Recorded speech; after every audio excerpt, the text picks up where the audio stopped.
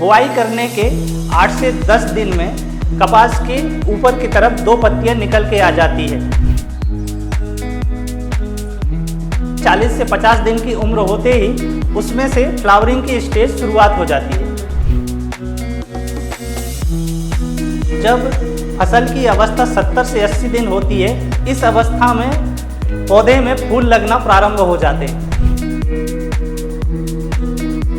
100 से लेकर 150 दिन की अवस्था होती है। इस अवस्था में बॉन्ड बहुत जल्दी से ग्रोथ करते हैं।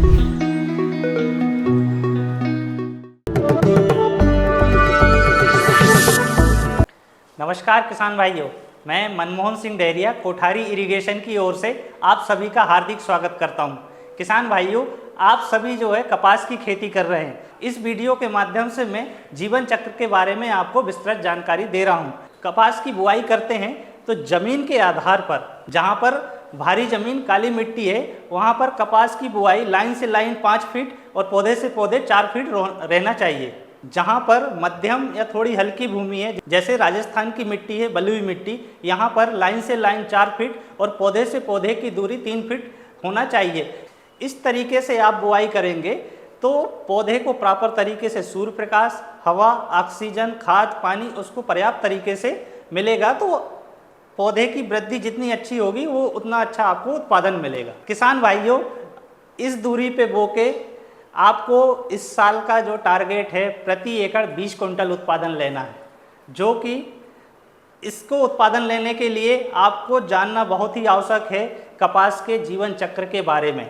बुआई करने के 8 से 10 दिन में कपास के ऊपर की तरफ 2 पत्तियां निकल के आ जाती है। जैसे ही इसकी फसल 40 से 50 दिन की उम्र होते ही उसमें से फ्लावरिंग की स्टेज शुरुआत हो जाती है।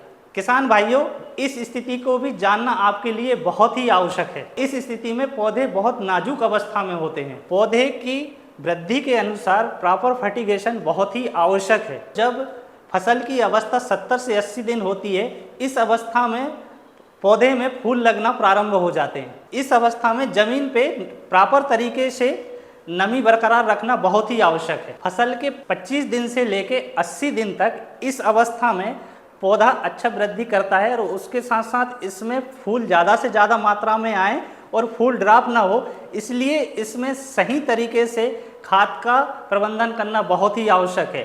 पौधे को जितनी रिक्वायरमेंट है उसके हिसाब से खाद देने से इसमें लगने वाले चूसक प्रकार के कीट जैसे व्हाइट फ्लाई, थ्रिप्स, इस तरीके के कीट से भी सही तरीके से फर्टिगेशन का प्रबंधन करके हम नियंत्रण कर सकते हैं। इन सभी को कंट्रोल करने के लिए प्रॉपर फर्टिगेशन का होना बहुत ही आवश्यक है। जैसे ही 90 दिन कंप्लीट होते हैं, उसके बाद नीचे से निकली हुई ब्रांचों में बॉन्ड बनने की शुरुआत हो जाती है। इस अवस्था में बॉन्ड बहुत जल्दी से ग्रोथ करते हैं। किसान भाइयों, जब फसल 100 से लेकर 150 दिन की अवस्था होती है तो यहाँ पे उस फर्टिलाइजर का मैनेजमेंट करना बहुत ही आवश्यक है। तो प्राथमिक पोषक तत्वों में नाइट्रोजन, फास्फोरस और पोटास, द्वितीयक पोषक तत्वों में मैग्नीशियम और सल्फर, सूक्ष्म पोषक तत्वों में zinc, ferrous, manganese, copper, boron और मोलिब्डेनम एवं इसके साथ साथ सिलिकॉन, ये सारे पोषक तत्व इस अवस्था में बहुत ही महत्वपूर्ण है। इसलिए ड्रिप के माध्यम से और आवश्यकता अनुसार 2-3 स्प्रे करके इसकी पूर्ति करना चाहिए। इस तरीके का प्रबंधन करके हम ज़्यादा से ज़्यादा रेशा बनने के लिए सपोर्ट करते हैं। बॉन्ड की क्वालिटी जैसे कि सफ़ेद धागा की लंबाई, उसका वजन, अच्छा चमकीला सफ़ेद रुई बनने की यही सबसे अच्छी अवस्था है। किसान भाइयों, इसी अवस्था में इसमें लगने वाले चूसक कीट और बॉन्ड को खाने वाली गुलाबी इल्ली, इन्हीं से पौधों की हमें रक्षा करना है। इन सारे कीटों से फसल का संरक्षण ध्यान से करना आवश्यक है। 100 से लेके 150 दिन की कपास की अवस्था में गुलाबी इल्लियों से कपास की फसल का ध्यानपूर्वक रक्षा करना बहुत ही आवश्यक। इसलिए बीच बीच में खेतों का भ्रमण करके इन सब चीज़ों का ध्यान देना चाहिए। जब किसान भाइयों आप खेत में भ्रमण करते हैं तो भ्रमण करने से हमें ये पता लगता है कि इसमें कौन कौन से कीटों का आक्रमण किया हुआ है।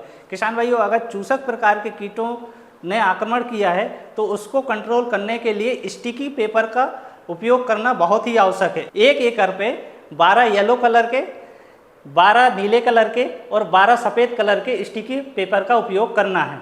इससे संबंधित जानकारी के लिए स्क्रीन पे दिए हुए मेरे नंबर पे आप संपर्क करें और अधिक जानकारी के लिए हमारे चैनल को लाइक करें, शेयर करें।